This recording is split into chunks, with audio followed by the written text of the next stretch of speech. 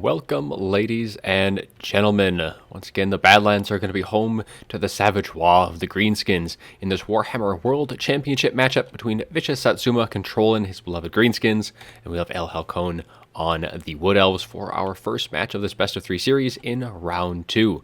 So for the Greenskins, it is going to be Orc Biggins in that front line, and we're also going to be seeing some Orc Boys as well, spread out throughout the field. We also do have 8 Peekaloonies, like Goblins Fanatics, with their Spinning Loons, being unbreakable, stock, all that good stuff. For the Lord, it is going to be Wurzag. He is going to be rolling on in with Effigy of the Git, nice little snare there. And then we have Edbutt.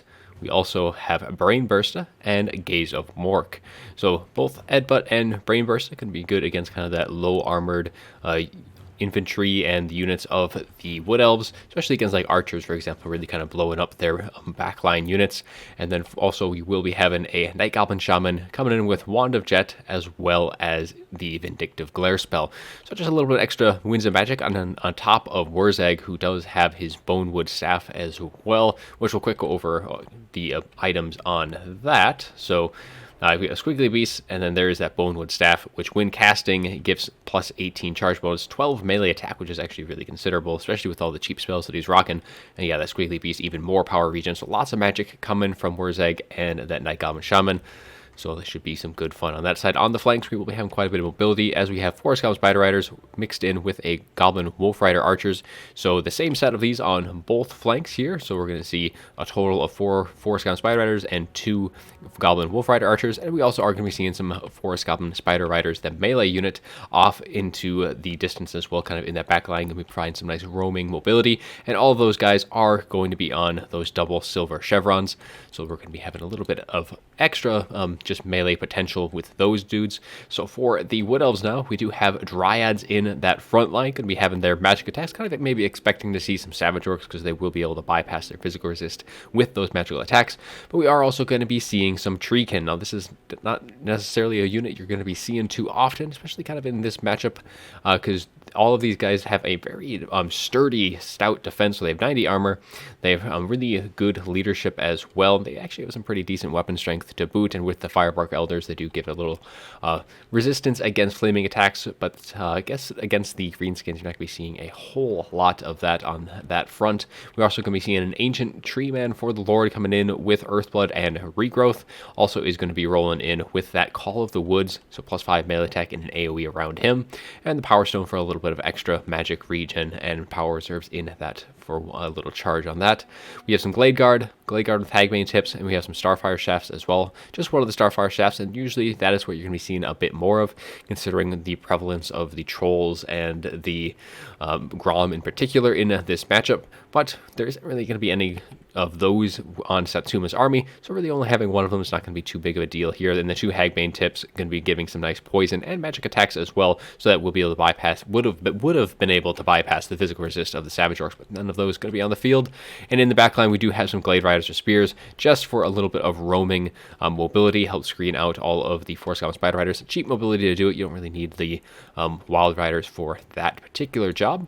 And we also have some Eternal Guard, just 1 extra unit to keep these archers firing for as long as possible. That's kind of the name of the game for the Wood Elf army here. Just use those Treekin, hold that front line as long as possible, and use the mobility to kind of screen out all of the Greenskin mobility. So that's going to be it. So let's get things rolling. There is one more unit off into the distance here on the mini map. Oh, that is just one of the Force Goblin Spider Riders.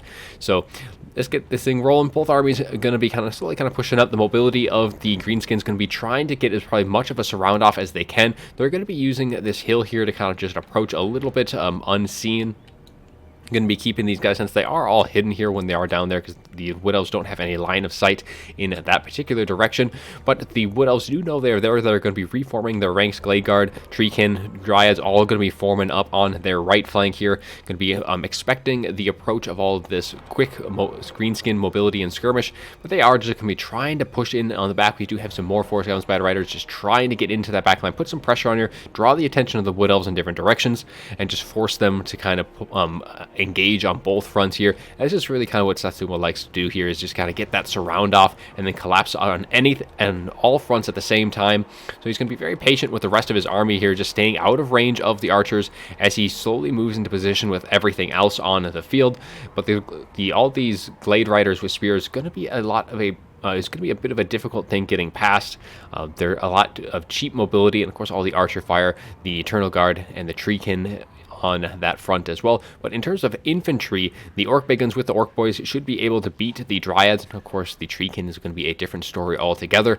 Of course, there is going to be those Vindictive Glares, Gaze, and Morks. All of that spell casting from the Greenskins is going to be just disrupting the enemy lines for the Wood Elves. But the Wood Elves do push forward just a little bit, getting their archers into range as the Greenskins now that they're getting shot at are just going to be kind of pushing forward, engaging that front line, and all of the mobility getting into that backline area, going to be starting to pull that attention in different ways and just kind of make the Wood Elves make a mistake here and there. But the front line is definitely going to be actually advantageous for the Greenskins. They have much more infantry, well, not necessarily much more, but they have enough infantry where there's going to be gaps in that line, so that's where these Treekin are going to need to kind of fill those gaps where they are made. So the Dryads can only hold so many spots, but with these Treekin now being kind of engaging with infantry support, they're not going to be necessarily as effective. They're more going to be a roadblocker than anything else. But the Glade Riders in the rear are going to be catching off some of the Force Gun Spider Riders, but that is 2 units of Glade Riders taken by just 1 Force Gun Spider Rider, and that's going to be a very good trade for the Greenskins. They'll gladly take that distraction, and that is going to open up that back door for everything else to just flood right on in. I mean, even these Force Gun Spider Riders are actually able to beat these Glade Riders. So as I was saying before, maybe the Wild Riders really are kind of needed here to provide a little bit of better of a mobile cav unit than what those Glade Riders are doing, especially against ranked up Goblin Force Gun Spider Riders. But things looking very good for the Greenskins. All of these archers getting shut down so very, very quickly, and with them getting shut down, that's just going to leave the frontline infantry high and dry. If these guys get routed off and even shattered, especially this one unit is getting shattered in the back, that's going to allow just rear charges all across that front line, and I think the Wood Elves are going to be in dire straits at this point. They have been able to trade quite well into the Orc Boys, Orc Biggins, and stuff like that, but that's not going to matter so much when all of this mobility of the Greenskins is just going to start focusing on the rear charges of all the Treekin, all this stuff. So things are going to get broken down very, very quickly. Yeah, it definitely looks very strong for the Greenskins here. We do have a nice little headbutt going through that Eternal Guard. Could be doing just a little bit of damage. Glade Riders do finally come back. They were able to at least push back these Force Gun Spider Riders. But yeah, I think just that just a distraction that got pulled too many units too far away from the back line. There was just so much mobility for the Greenskins here that they just collapsed upon everything else. So the Treekin might not have been necessarily the best pick here.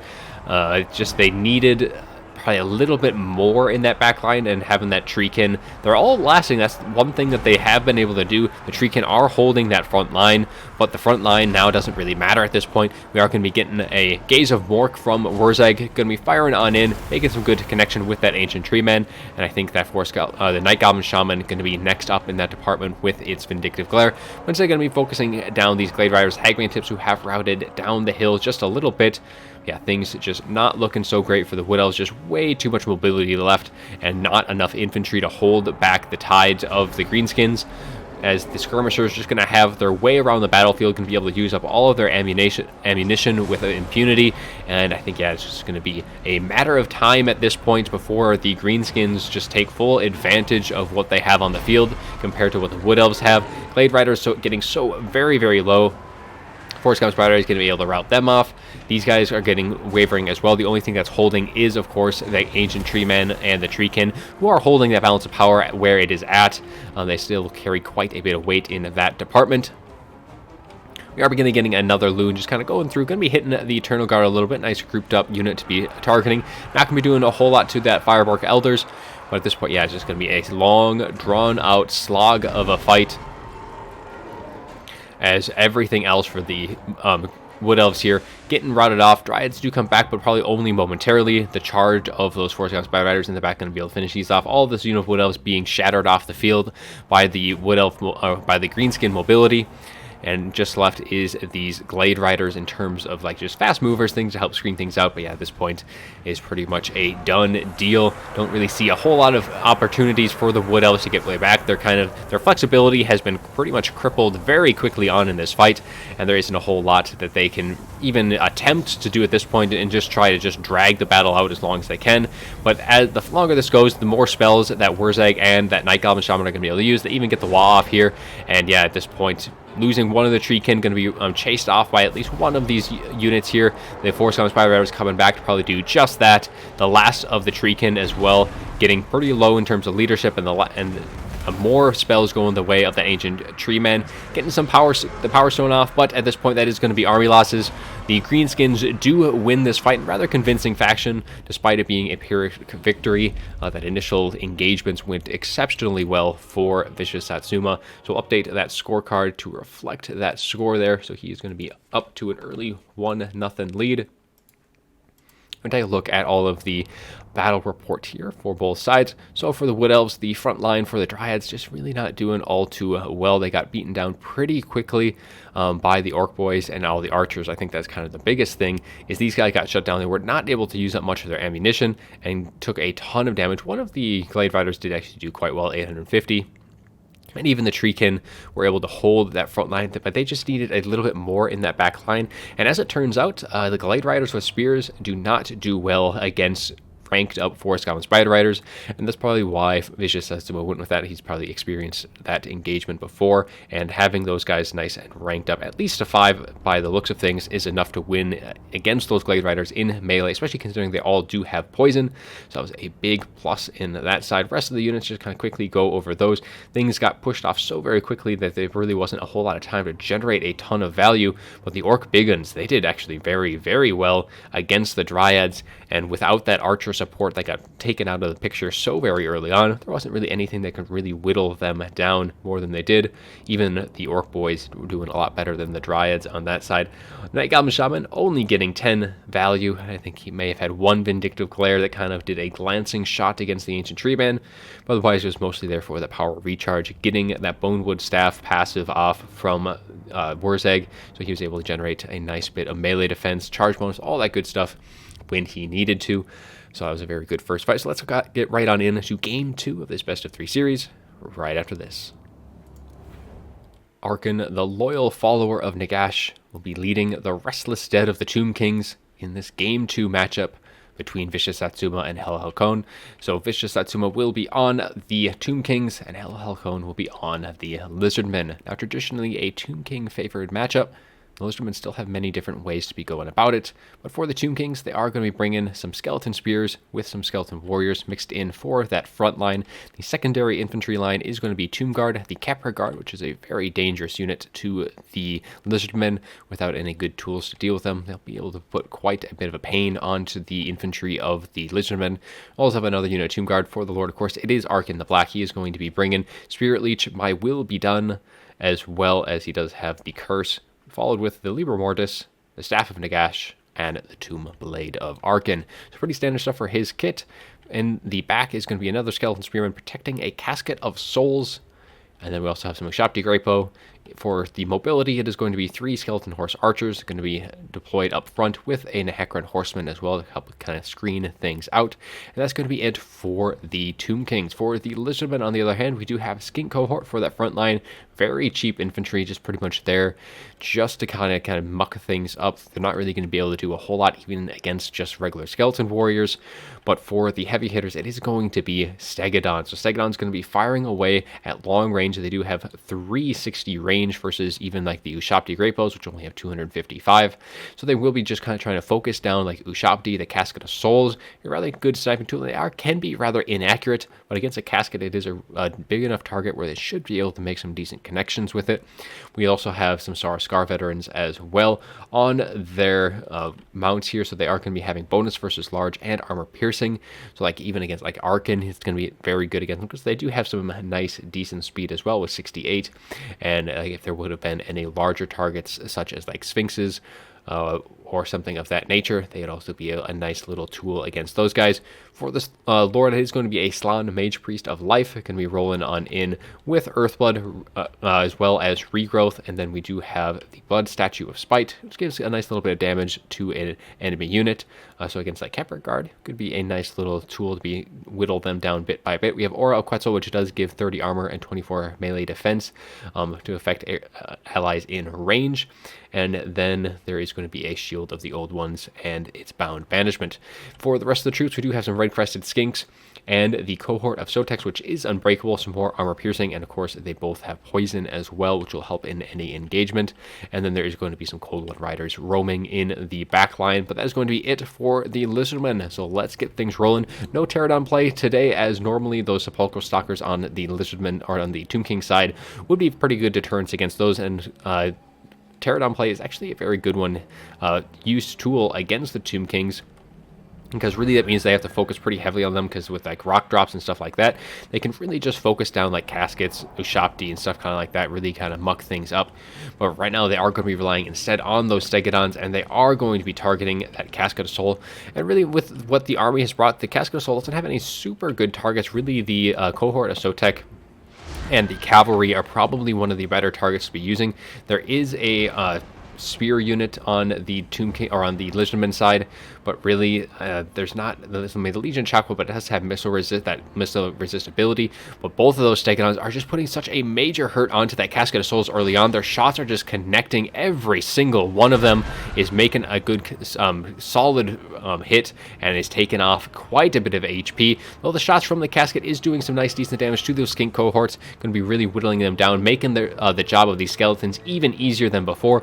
And unfortunately, these skeleton horse archers do get caught out by these skink cohort, a little lapse in micro, and the unit of Nehekron horsemen is getting whittled down pretty heavily at this point. A charge from those Golden Riders and the collapse from both of the Sora Scar veterans are really doing a number on them. And these Nehekron horsemen, losing them so early on is kind of a good tool just to kind of chase things down. Losing them is going to be a really hard thing to kind of overcome, but the frontline infantry is just going so very well for the Tomb Kings. The skink cohorts are getting pushed off very easily without taking too much damage, like the Spearmen and the like, though a nice charge from the Golden Riders into the Tomb Guard, and that's exactly the unit they want to be charging, is the Tomb Guard, the Kepra Guard. Really get those cycle charges in with them, and these Sepulchral Stalkers get a little bit too far ahead of themselves, and really that Slan Mage Priest, that was probably the best thing it could have done. It did not want to sit back and just get shot to pieces. We do get the Libra Mortis going down, so plus 44 physical resist and leadership. But the charge of all these Golden Riders, these Sepulchral Stalkers, their strength is in their ranged attack. Once they get engaged in melee, even though they are bonus versus large, it just really isn't that strong of a unit when it is engaged like that. And once again, the Casket of Souls just taking more and more shots from these Stegodons, so that casket is just about done and dusted, is on its final legs. We do get that shield, the old ones as well, and a bound banishment, doing a decent amount of damage to the right crested skinks and the Kepra Guard, but really that is kind of a decent enough trade, because the Kepra Guard are the threat here to deal with. Them and the Tomb Guard, they need to be dealt with, otherwise like the Legion of Chockwell, for example, would be taking a lot of damage. And these Cold One Riders do want to be pulling out here, but the Spearmen are going to get a nice little collapse. They are going to rout off these Cold One Riders.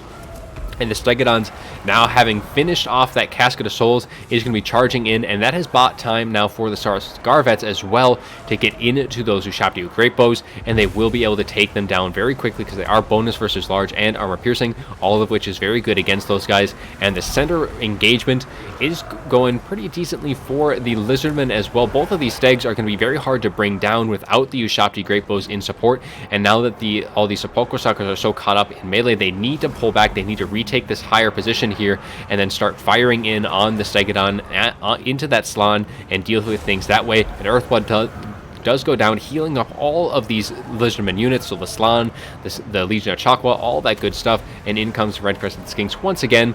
We do get that Ushapti summon in this engagement as well, just trying to get things better organized for the Tomb Kings, but the Red Crested Skinks, seeing that the Sepulchral Stalkers had pulled out, do a very wise maneuver here and go right on into melee.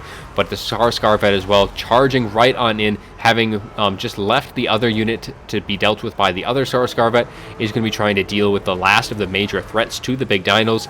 And with these Sepulchral Stalkers and the Ushapti Great Bows both being pretty much compromised at this point, I mean, the Skeleton Horse Archers aren't going to be able to whittle down all of these big dinos, and Arkan sure as hell isn't going to have the dueling capacity to deal with the Scar Vets on top of that. So things looking pretty grim for the Tomb King so far in this engagement. The Tomb Guard still going very strong. We have two very healthy units here, but there is going to be another bound banishment somewhere around throughout the rest of the battle here. The Kepra Guard on their final legs in this engagement, and the Tomb Guard, though, they're just not bonus versus large, so they're not going to be able to really deal with the Stegs. I mean, had these been the Halberd variants, that may have been a different story, but they are just the melee one. The Tomb Kings really were relying on those Ushabti Great Ball and the Sepulchral Stalkers to deal with the big dinos if they were going to be there, but that is just not going to be the case anymore, as those units are all pretty much done, and Dusty the Sauruscar Vet is pretty much keeping these Ushabti Great Bow occupied in that back line. The Record Scenes do get completely shattered. We get a summon from ÄlHalcøn with those Skeleton Warriors, should be able to potentially break these the Legion of Chakwa. But here is that bound. Actually, as I said, that bound banishment, it does get canceled in exchange for a just, I think, another order here. But this time it is going to be cast right on top of that Stegodon, just as the Skeleton Horse Archers do charge in. So they'll be getting clipped by that banishment as well. Tomb Guard getting absolutely destroyed. Liber Mortis is not going to be saving them from that spell. It is only a physical resist, and that banishment is all magic damage, so it's going to be taking a lot of damage there. We do get another, I believe that is the Blood Statue of Spite on one of these units. Actually, no, that was a Spirit Leech on the Sauruscar Vet. So we're going to be trying to whittle that down, but I think at this point, the Tomb Kings just physically cannot kill the Stegodon, the Slann, and the Sauruscar Vet, and that is going to be all she wrote for Game 2. Looks like ÄlHalcøn is going to be taking this. Game 2 going to be forcing a Game 3. And we'll be getting into that in just a second. The last of the Skeleton Spears kind of coming on in, but army losses are getting so very low. Another hit or two on some of these units is going to be enough to kind of finish the job. ÄlHalcøn is still sitting at pretty decent health, but there's just so much balanced power in like the Slann, all of these Stegs. I mean, the Slann is kind of getting a little low in terms of leadership. Being able to break the leadership of these big dinos might be the possible way back into it for these guys, but unfortunately I don't think these guys are going to be losing melee that decisively at this point. Spears are going to be coming in, trying to get a little surround off, kind of pulling these spears all the way through. We are getting some shots in from the Skeleton Horse Archers, but I mean, balance of power just so heavily in the Lizardmen favor. It's not going to take a whole lot to push things over the tipping point. Sauruscar Vet in that backline, just hounding these Great Bow throughout the course of the fight, just making sure that they don't fire in onto the high value targets. ÄlHalcøn and the Slann dueling it out here in melee, and that is probably going to be just about all as the balance power shifts even farther into the Lizardmen, and seeing that all hope is lost. Satsuma does concede, so let's take a look at the after battle report to update the scorecard as well. So now it is an even 1-1 going into Game 3.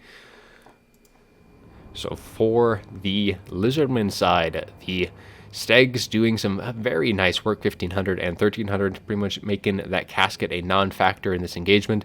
The Coldwind Riders did have some good initial engagement, but did get beaten down kind of in that kind of mid-game.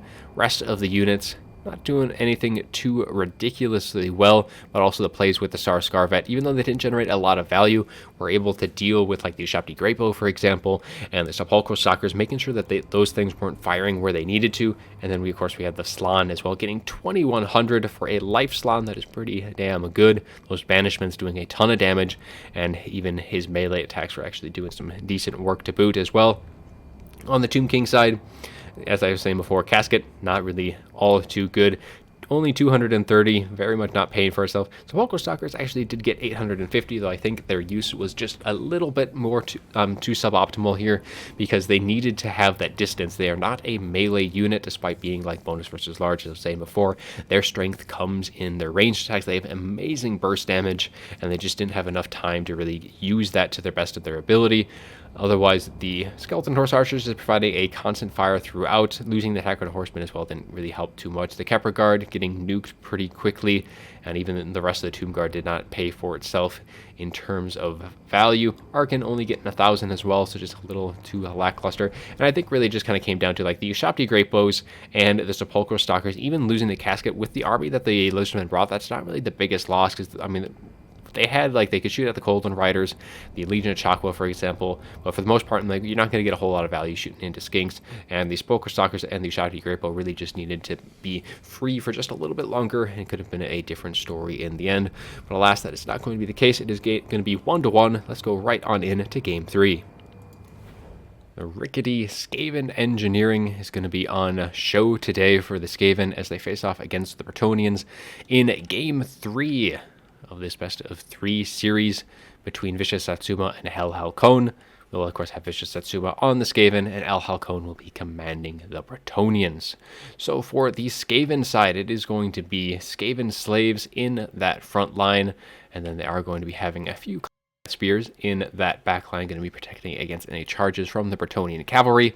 We do have 2 Plague Claw catapults with a Poison Wind mortar team to boot as well. For the Lords and Heroes, it is going to be Deathmaster Snickich, going to be rolling in with the Whirl of Weeping Blades, which is going to be able to do a nice bit of damage to the enemy cavalry if they do group up on top of him. It'll actually do a massive amount in that regards. And Deathmaster Sigil as well to kind of help lock down the Fae, the Paladins, any of the heroes or lords for the Bretonnians.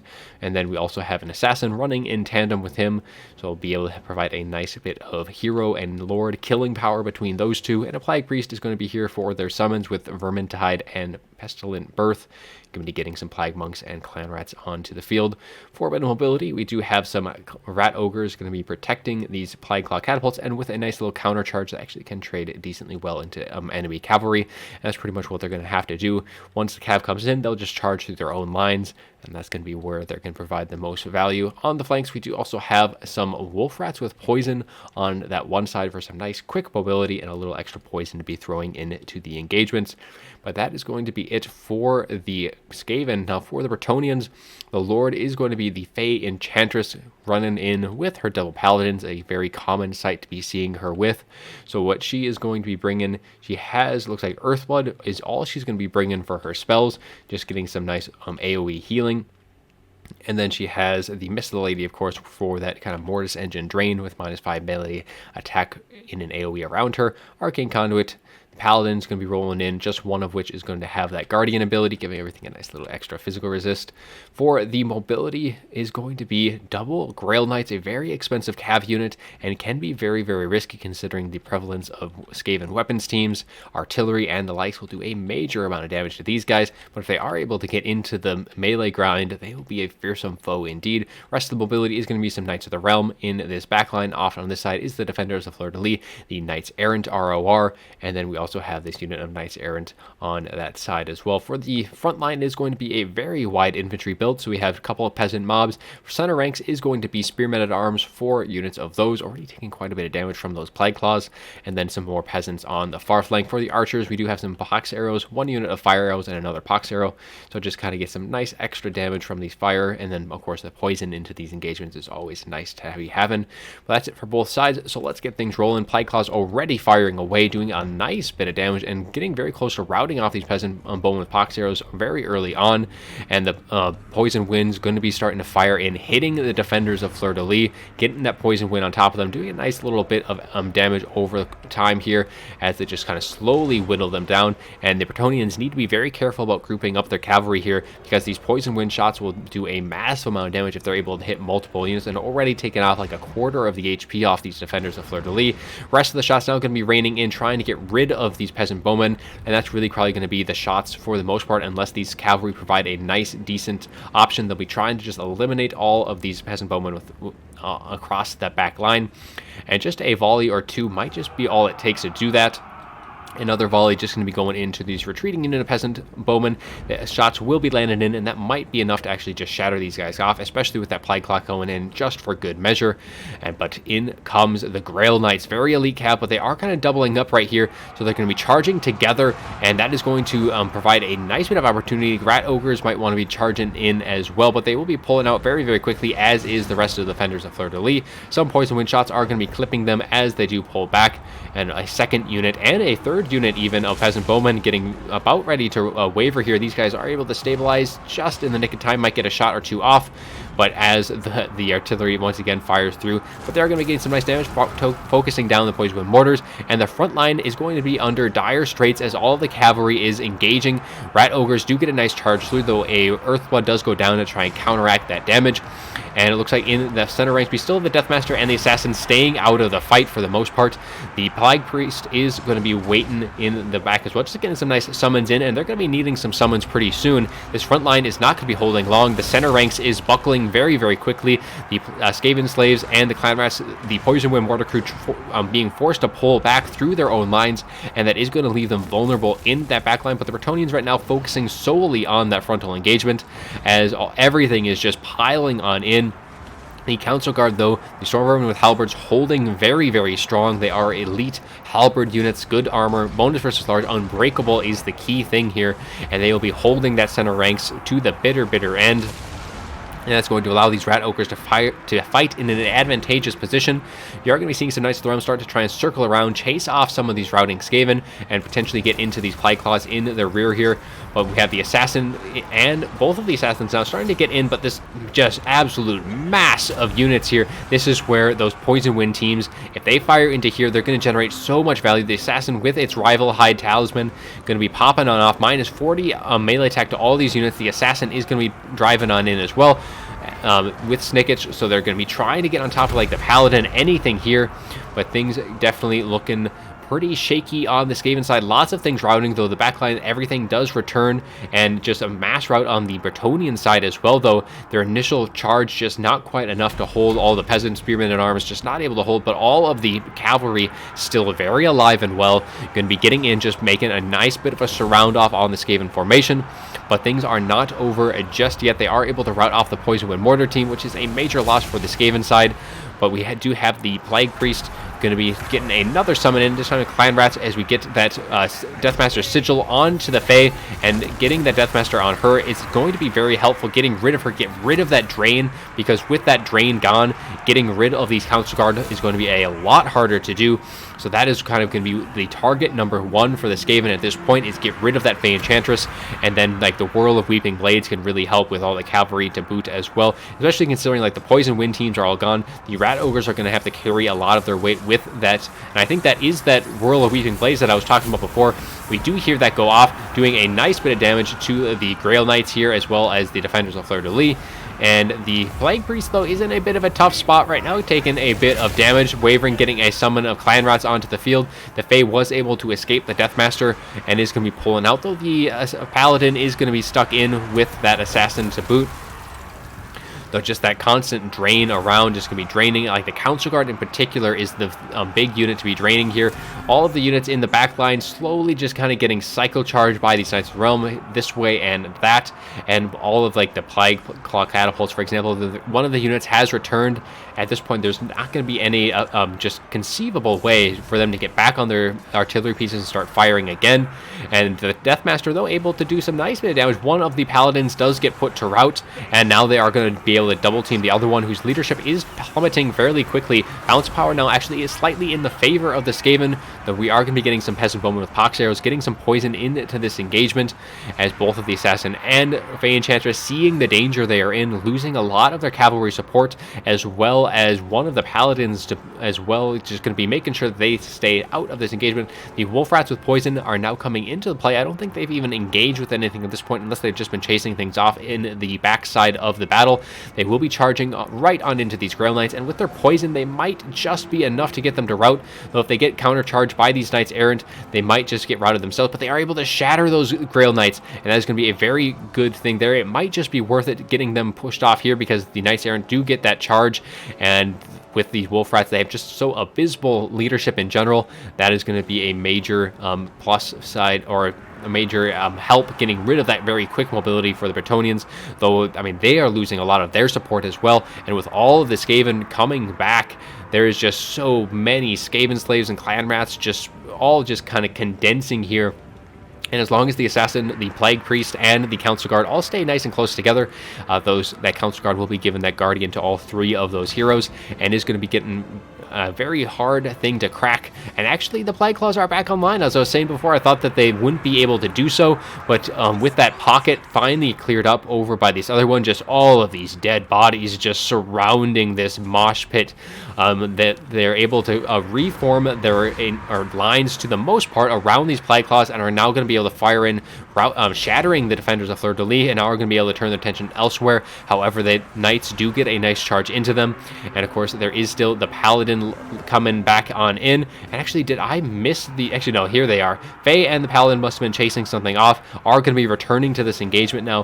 Going to be probably just be content to kind of just engage these Clan Rat Spears, because that should be able to have that drain, kind of drain all of the more expensive units, but that will lead them vulnerable to that assassin and the Deathmaster, who has pulled out of this little blob engagement to go focus on that Fae and the Paladin. Seeing those guys coming, the Fae is going to be running for the hills, does not want to get close enough for that Deathmaster sigil, so the Deathmaster going to be using it on that Paladin instead. Both the Paladins collapsing upon it. Assassin's Trophy does get popped, and that Paladin going to be taking a massive amount of damage, taking a hit here and there, and is just getting very, very low. Another massive hit, and is going to be routing any second here with all of these units surrounding it, and the Rat Ogres should be able to push that thing right off the map here, no problem at all, leaving just the Assassin, or leaving just the Fae with the other Paladin, as they do try and once again break the ranks of all the Skaven. All of the peasant mobs, though, are going to be actually shattering at this point, so it's just going to be the Grail Knights, the Knights of the Realm, and another Knights of the Realm for the support. All of the infantry support that the Bretonnians have is now gone, and Dustin, the balance power is still pretty even, slightly Skaven favored at this point, and I think, though, the Assassin mixed in with the Council Guard is just going to provide too much, because there's just no real good way for the Bretonnians to deal with the Council Guard at this point. They still have 79 models left. They still have quite a bit of, or they've lost quite a bit of HP, but just having them around, they're going to be constantly providing that Guardian effect. I mean, the Paladin that is left does have the Guardian as well, so it's the right Paladin left to help the Fae with that extra bit of resistance, and they're just going to be instead just choosing to go chase things down at this point. They just need to clean up everything that they can, but by doing so is going to allow the Plague Claw Catapults once again to get back online, and the Skaven are going to be able, for the most part, focus on dealing with these Spearmen-at-Arms, cleaning up the last of the infantry support, and just leaving the Knights of the Realm and the one unit of Grail Knights to help support the Paladin, and the shots from that Plague Claw going to be landing in, doing some nice bit of damage. Balance power shifting slightly more into the Skaven's favor. This summon of Clan Rats going to be trying to finish the job of the Spearmen. With the charge of the Rat Ogre should be enough to break these guys, even as that summon does dissipate. They do regain their leadership just enough, though, as that summon goes, so they'll be able to stay in that fight, pulling the attention of the Rat Ogres away from the Cav engagement. Paladin and the Knights of the Realm do charge in, but the longer they wait, the longer, and there it is. There's that Deathmaster sigil I was about to mention, and that is probably going to be it for that Paladin, getting very, very low. The other Assassin does come on in as well. Assassin's Trophy gets popped, taking a massive amount of damage as that Paladin. Another hit or two is all it's going to take to get that thing either dead or routed, but the balance power is right back to middle, as the charge from the Grail Knights does a nice bit of damage, and things are starting to waver for the Skaven, though the Council Guard are going to be holding strong in this late game, but the rest of the all of this Clan Rats, the Skaven Slaves, all of these guys are routing. The Plague Priest is getting very, very low, and the Spearmen-at-Arms was able to push back those Rat Ogres, surprisingly enough. They charged in like maybe a second too late to really to break these Spearmen, and now these Spearmen are actually providing a bit of a problem, because with them gone, now all of the Knights, well, actually all of the Knights, one of the Knights, and one of the Knights, other Knights of the Realm, is able to kind of make sure things get chased off. The Fae does charge in, but she is going to have to be very, very careful. She cannot stay in this engagement for long. She just kind of charge in, get a little bit of a drain off, get these Council Guard as low as they can. They're down to 33 models, and it's getting a little bit more feasible to actually finish them off, though losing the Spearmen-at-Arms definitely not helpful in that regard. There might be another summons left from that Plague Priest, but the Fae now kind of committing to this engagement, draining down the Storm Vermin bit by bit by bit, but she is in a dangerous spot right now, as the Deathmaster and the Assassin are both here to try and finish her off, though she does get out of the engagement. All of the Knights of the Realm just trying to stay in, but they one does shatter. These Knights of the Realm, and I think the Grail Knights are the ones that are left. Only 3 models left on these guys. They are getting oh so very, very low. But so is the Storm Vermin. It is so very close. The Bretonnians actually pulling ahead in the balance of power, but all of these Knights do end up shattering completely, leaving just the Fae left to contend the Deathmaster. The Plague Priest does actually rout, though not shattered just yet. At this point, there's not really a whole lot of good value to be used there. Fae is just going to have to try and drain as much as she can with that Spearmen-at-Arms, but both of the 2 Assassins are just going to be able to put such a major amount of damage onto the Fae, because it is down to just her. There is nothing else left on the field except for these Spearmen-at-Arms. All of her Knights are gone, and she's going to have to try and just drain things down. But the assassin, I mean, as soon as that Deathmaster gets his Deathmaster sigil, is going to be a little bit too much. Assassin trophy does go down, and there it is. There's that Deathmaster sigil holding that Fae in place, and now the assassins are just going to town. Though she does get a good hit onto the Deathmaster, but he uses his Roll of Weaving Blades, and there it is. Coming down to the bitter end. The Deathmaster was wavering. You can see that banner right there. Might actually have routed naturally at that point just after that win, but the assassin was able to hold on and carry it for the Skaven. A very, very close game 3. So let's update that scorecard to reflect that, and then we'll also go into that after battle report. I mean, that was such a close game between Bretonnia and Skaven there. Almost able to pull it back. Let's take a look at the Bretonian side. One unit of the Grail Knights. We were able to get 226, but that is only 1200 damage. I mean, it is Skaven after all. The rest of the Knights of the Realm did quite better. A lot better in terms of their cost to damage ratio. And especially these guys getting 1600. The Defenders of Fleur-de-Lis unfortunately didn't do so well as these Knights Errant. The rest of the units, the Skaven did a very excellent job at making sure that the Peasant Bowmen did not get a lot of shots in. Making sure that the Bretonnia didn't have that poison in these engagements was very, very important. And then the rest of the forces, actually the Spearmen at Arms, having them around in that lake, I was surprised to see them keep coming back. I thought for the longest time that it was down just to the Knights there. Even the peasant mobs here able to kind of hold things back, but the two Paladins only get about 200 each, but the Fae Enchantress 1600 almost was able to claw things back, draining those Council Guards so bit by bit to the very bitter end. And if you look at the Skaven side, Plyclock Hal was doing some decent work. The Rat Ogres, even the Wolf Rats were able to do some nice, good work. Poison and Mortar Crews, unfortunately, were not. There were some very nice, juicy targets for it to be shooting at, but unfortunately, they did get compromised, and they didn't really have a whole lot of room to run with the mobility that the Bretonians had. They really couldn't kind of pull back too far without leaving themselves completely exposed. The Council Guard, on the other hand, I think these guys, had they not been there, I think that would have been an easy GG for Bretonnia to win that, because they just providing that unbreakable, just solid anchor to that Skaven formation, and that Guardian as well to both the Assassin and the Plague Priest was a major, major plus in that end game. Doing a lot of good value as well against the Bretonian Cav, because they just really couldn't break them down quickly enough to kind of free things up. Then we have the Assassin and the Deathmaster. Deathmaster getting 4,000 in total value, pretty much carrying the day for the Skaven with those Council Guard.